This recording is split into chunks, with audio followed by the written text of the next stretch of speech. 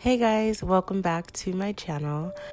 So today I wanted to make a video where I paint with watercolors without using any reference photo, and ideally I wanted this video to be strictly watercolors without using any other type of paint medium, but as you'll see later on in the video, I do add in other art materials like color pencil and ink.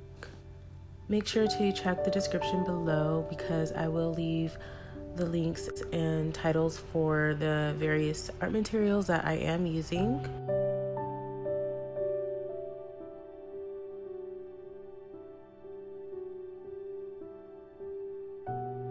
I wanted to paint from freehand basically because I usually tend to go for a reference photo.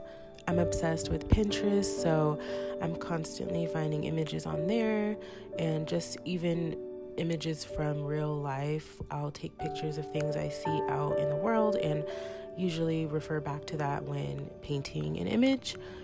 So for this was somewhat of a challenge because I didn't have any reference photo to look at, which I definitely would encourage you to try to do more often if you are an artist and you're constantly painting things from reference. I definitely would encourage you to try this challenge. Using a reference photo for me really helps see where the placement of things go and just navigate from there, but without a reference, it was definitely a challenge, but I definitely enjoyed the process. So originally I wanted this painting to be strictly watercolor. I usually tend to use an ink pen for outlining or even just like a darker marker, but for this painting I wanted it to be only watercolor. As you'll see later on in the video, I do use other art mediums like color pencil and ink, just because as much as I love watercolor, I think that using other mediums like ink really does help bring out the image.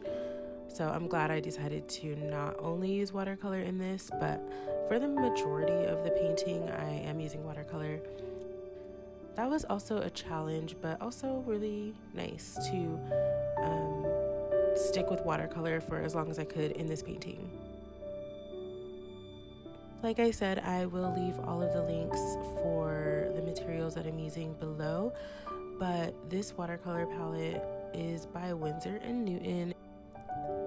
It is a smaller watercolor palette, as you can see, but it's really great for on the go, or if you're traveling and you don't want to bring tons of art supplies. I would honestly just recommend a smaller watercolor palette like this and this water brush. Honestly, it's literally all you need. This and some paper and you're good. But this is honestly like my easiest go-to art supplies, to be honest. I can take this with me anywhere and be good.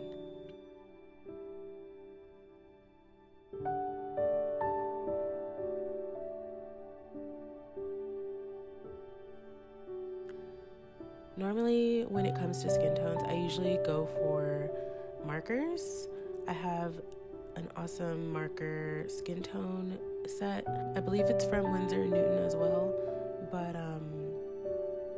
for this painting, like I said, I wanted to test my watercolor abilities, which I am definitely always practicing with watercolors. But for skin tones, it's definitely a little harder pulling off the skin tones with watercolor. I'm still learning that process. So this was also a challenge in itself as well. So I took a poll on Instagram for this painting to see if you guys wanted me to do a voiceover or leave it with just music. I got almost 50-50 response. A good majority of you wanted a voiceover, and also a good majority of you wanted just music. I will say the voiceover won by like a few people, so I decided to do a voiceover for this video. Also because I wanted to explain the process of me doing freehand and what that meant for me, and to encourage you guys to try drawing freehand if you're interested in drawing. And also, yeah, just getting used to speaking in video. Voiceover is a lot harder than it looks. I watch a lot of videos on YouTube and I see people do voiceovers all the time, and I'm like, wow. I definitely give them props because doing a voiceover is not as easy as it looks.